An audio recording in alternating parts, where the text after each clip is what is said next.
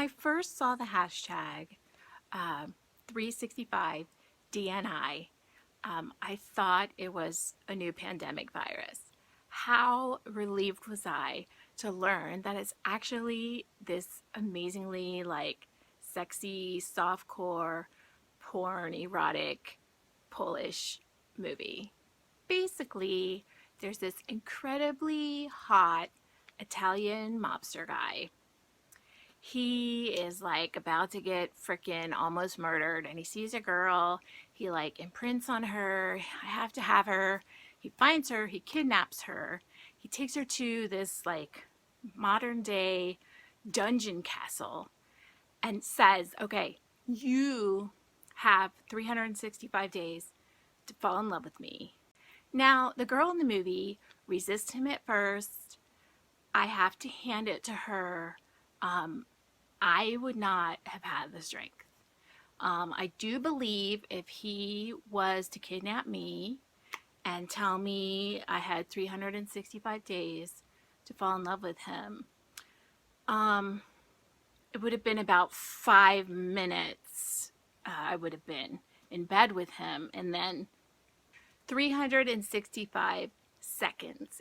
If I was in the movie, they would have to retitle it 365 seconds, which is not good for the tension. Since this movie came out, there's been a lot of comparisons to 50 Shades of Grey, obviously.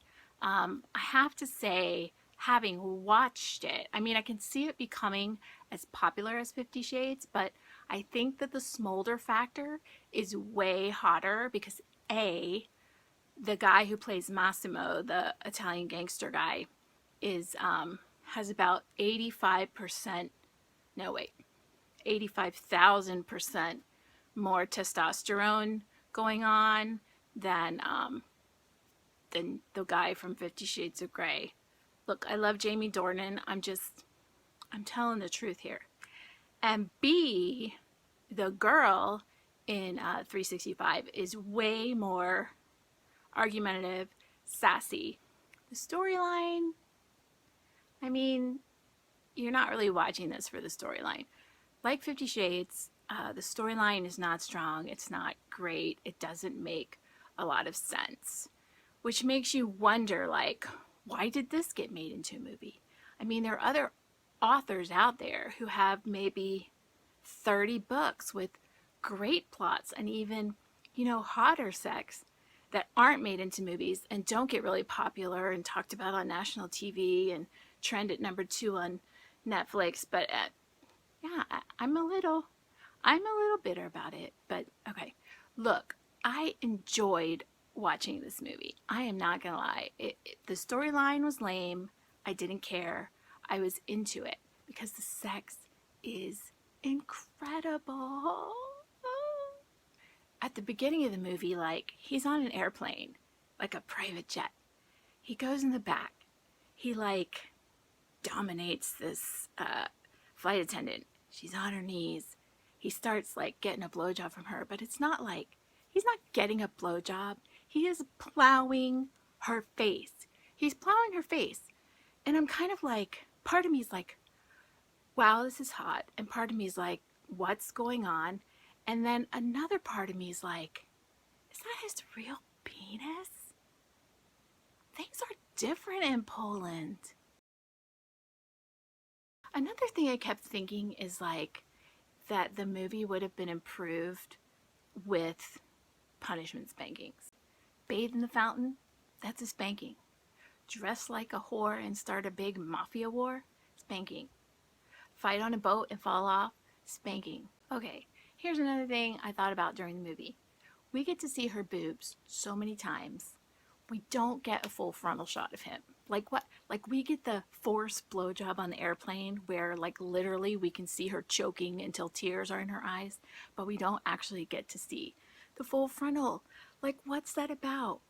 We need to see the meat. Where's the beef, as they used to say? Where? As the popularity of 365 days grows, naturally, viewers have a lot of questions.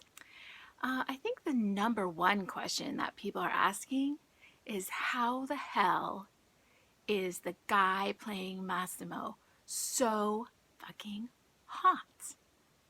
The obvious answer to that is that he is probably a vampire. People who are that attractive usually aren't actually human, and very possibly he is a vampire. Because did you notice whenever the sex got really hot, he was grabbing her neck? So we thought that was just a hot, kinky thing. But I think really, like, he was probably just trying to keep himself from, like, starting to suck her blood. Here's a question. How tall is 1 meter and 90 centimeters? I Googled it and it's about 6'3". All right, here's a question that many of us had. How does she resist jumping him? What is going on? She did resist him for a long time, but it seems that for her, the tipping point was falling off a boat. So that's a spoiler.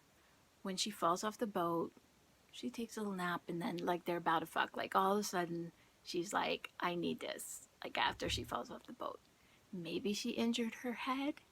Maybe she just came to her senses. I don't know. I do know there are some people who are like, she never should have slept with him. He kidnapped her.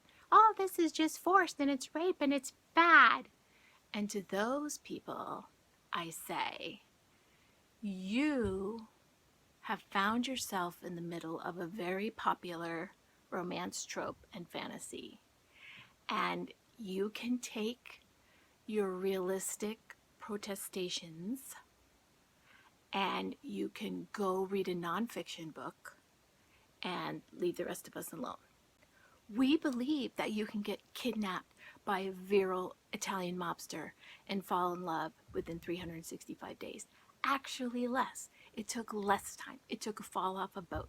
And you know what? That is perfectly fine with us because we are here for the fantasy. All right, here's a question. What was the deal with the wedding dress? So we're waiting for her to come out of the dressing room. What dress is she going to choose? And then when she walked out, I was kind of like, wow. It was horrific in the traditional way, and it was also horrific. But for that couple, and there aren't really a lot of questions to ask after that because it ended really not long after that, which a lot of people weren't happy with the ending. Like, this is a Slavic bloc movie. They think differently. Tragedy is a way of life. There'll probably be more. There'll probably be more coming. But you know what does have a really great ending and wraps up really well and is really great and really has a hot alpha hero, a great plot, lots of neck grabbing, not for vampire reasons, and lots of forced oral sex also? My series, the Rough Love series. What a movie that would make. It's got all those luxurious hotels, all that crazy ass edgy sex, poetry, intrigue, a character named Henry, an alpha architect asshole, or as we say in the romance business, AAA. If you are an agent, if you're like, I have to find the next media to excite the women of the United States into fervors of kinky mayhem, come at me. Here is my email. If you're an agent, if you know an agent, email me. I'm not going to be like playing hard to get. It's just going to be just like, if I was in this 365 movie. Not hard to get. 365 seconds, contract signed, coming to a Netflix near you. In closing, thank you to the people who made this movie. We need more Polish fuck movies in the world. We need more movies about, I was going to say more movies about love, but this is basically about, kidnapping and fantasy fulfillment. But we need that in the world. And, of course, never be ashamed for liking this trash. We like 50 Shades. We like this. There's nothing wrong with it. It's a fantasy. This whole like fantasy fulfillment criticism, like our superhero movies are literally fantasy fulfillment for men. So we get that now equally. How many superhero movies have there been? That's how many movies like this we get. That's how many.